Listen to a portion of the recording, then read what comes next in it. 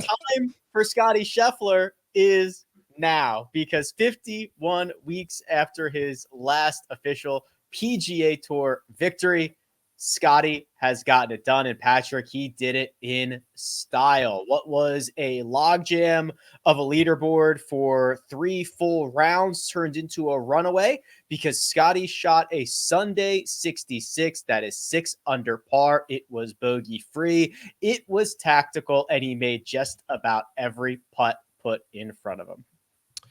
It was Shane Lowry was on NBC after the coverage, and they asked him, to describe Scottie Scheffler's round, and he was legitimately speechless. Like he was like he was like, oh yeah, he played pretty good. I don't think I could have done anything. And then and they just moved on to the other question.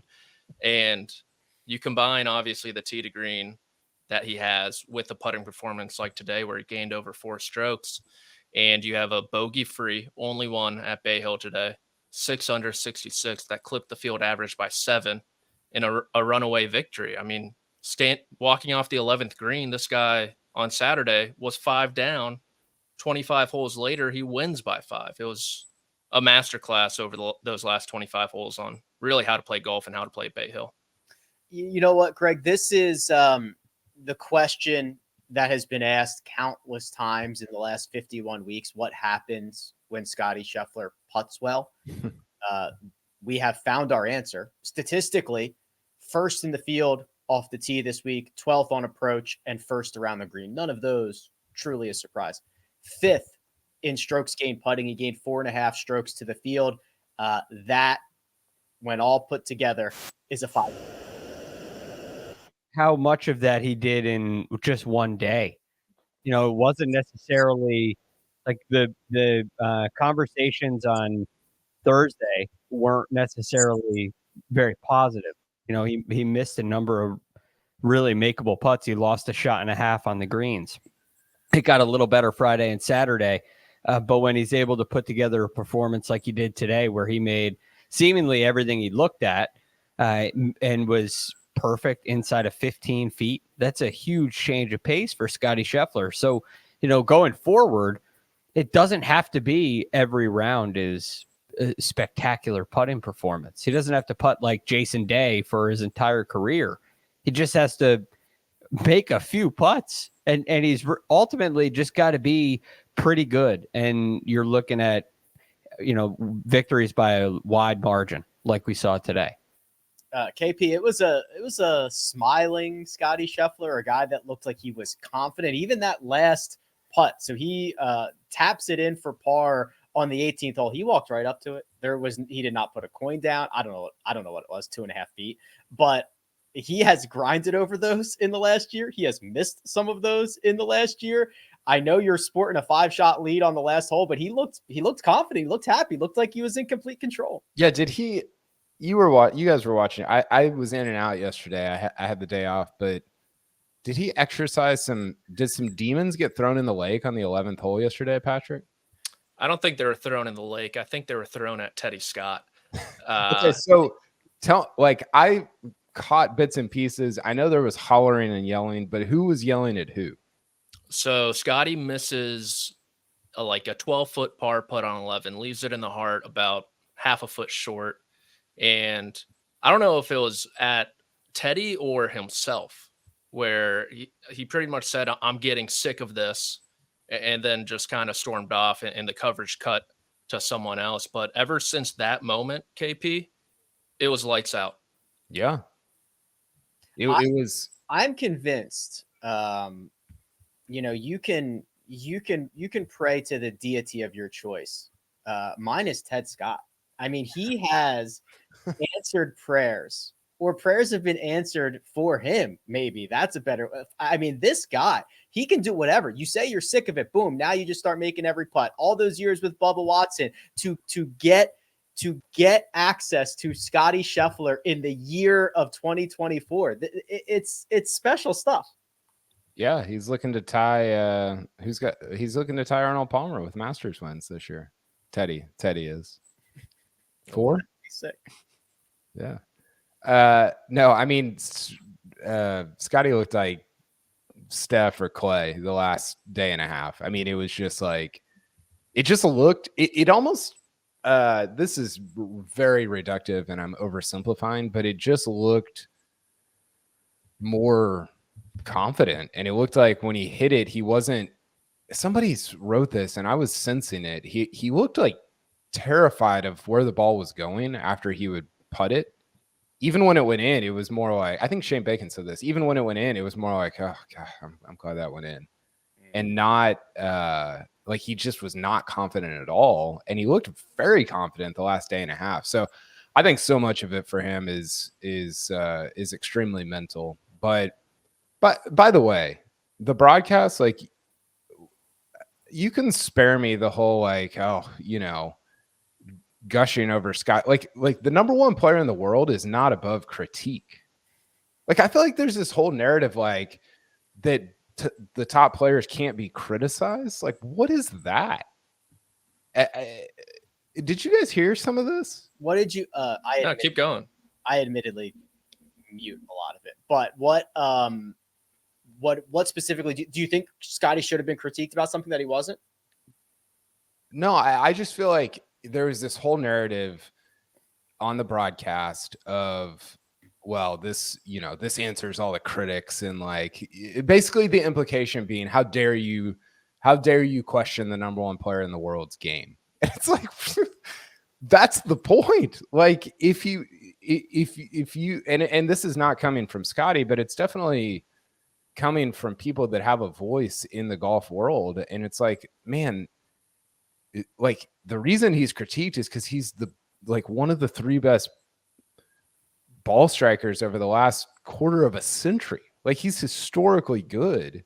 And I think that critique is a privilege in a lot of ways. And I don't know that Scottie's popped back, but I just feel like a lot of those narratives, it's like, man, that's a big time privilege to be criticized like that. Yeah, that's the gift and the curse of being the number one player in the world. Totally. And it makes for a great story when he handles it, like he did this weekend. You know, I mean, that adds to the pressure of performing every single week. I think that creates all the frustration. You know, I mean, you look at some of these Scottie Scheffler numbers, and Mike Tirico was highlighting them towards the end with his scoring average. It's below 68 now. Last year's scoring average was 68 and change, the second best of all time, right? So there's a critique in there because the wins they seem like they don't come as quickly as they should or as often as they should, especially in the last year. But it's been a full year since he's won an official PGA Tour event, yet we have all these scoring record numbers and all of these statistics that say this is a historic tee to green player, ball striking player, like you said, Kyle. And when the wins aren't there, that leads to questions. Yeah, that are valid. Yeah, Mm-hmm. and to give Scottie credit, I don't know that he's ever ducked any of that or shied away from it, but it just, I don't know. The whole thing seemed like these are big boys. Like they can take a little bit of critique. The other thing that is kind of crappy, Patrick, is Scottie has now seen both sides of this, where when he won 4 times in 6 starts or 8 starts, he was only on a heater, right? This unsustainable heater.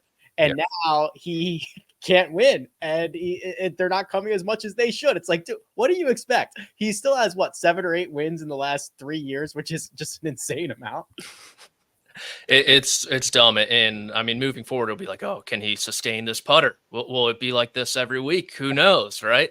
But even going back to the KP, to your point, I asked Scottie in Phoenix, I was like, how do you balance that frustration of coming so close with almost like a sense of accomplishment of playing so well for 4 days? And he was, and he pretty much laughed at me. He goes, oh, I get frustrated. He's like, I am not happy if I come away from a tournament without winning. But you kind of have to step back after the week's done and realize, like, hey, I played some pretty good golf, but I try to win every time. And so, yeah, I think with Scheffler, it's obvious that if he putts in the neighborhood of this, not gaining 5.5 strokes over the last 2 rounds. I mean, that's just silly for anyone, really. But say, average or whatever, I want him to burn down everything.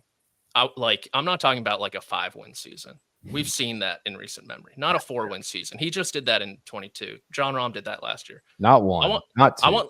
I want like 7 in a couple majors, I think. So, I want him just to like put it all on the table. I mean, you sound like a lunatic right now. And when producer Josh clips that and tweets it out, you're going to sound crazy, and I'm not going to back you up, but it's not crazy based on the numbers. Like, no, I've been yelling about this for several weeks now. Like, he's Vijay Singh. Vijay Singh in 2004 had a negative strokes gained putting for the year and won 9 times. And that's like what we could be. I mean, like, I'm convinced he's going to win the Players next week by 5 again. Yeah, and look, given the current landscape of the PGA Tour, you don't have to deal with John Rahm. You don't have to deal with Bryson, Brooks, all these other guys who won. I mean, Cam Smith won, twice that year, the Players and the Open, 3 times the Century as well. He has a real chance to do something very silly this year. Yeah. And KP, you tweeted out something in 50 starts, he has 21 top 3s. Yeah, so producer Josh has it right here. It says last 50 starts since January 1, 2022. This is worldwide, doesn't include team events. I think he played the Zurich in 2022. This does include his hero win. 8 wins, 3 missed cuts, 21 top 3s, and he's 520 under par. That guy can win 7 times this season. Yeah. I mean, you're close enough. Yeah. Often enough. Which is why it's not an outrageous thing. Yeah. I mean, I wouldn't go as far to say as it's going to happen, but he's certainly capable of it. Yeah. And I think that's the thing. It's like, okay, if you said, Greg, hey, Rory or Victor could win 7 times this year, you'd be like, I mean, I guess they could technically, but they're not going to, right? With Scottie, you're like, it's kind of close enough that if a few things break his way that maybe didn't last year, you're like, yeah, he legitimately could. Because when the putting is around average, the margin of victory is 5. Where with Victor, he has to play really, really well in order to win. And I think Rory, over the last couple of years, it's been kind of the same way. You kind of need Rory at his best to win. It doesn't feel that way with Scottie. Feels like normal Scottie is going to be there heading into the final round every time he tees it up. Is rare. Sorry, I've got a Rory quote. I know we need to get to a break, Rick, but I'm going to read you this. This is from just now, just got posted. This is about Scottie from Rory. He's been super consistent. I think being as consistent as Scottie has been is really, really difficult in this game. Anyone can pop up and win an event here or there, or get on a good run, but the consistent performances that Scottie's been putting in and week out, every time he tees it up, it is incredible. Then what he's doing this week, I mean, this is a super tough golf course, and to be 600 today, going out with the lead and just sort of lapping the field it's super impressive. But we all knew that he had this in him. His ball striking is honestly on another level compared to everyone else right now. We knew if he started to hole putts, then this sort of stuff would happen. So don't take it from me. Don't take it from Greg, Patrick, Rick. Take it from the number 3 player in the world.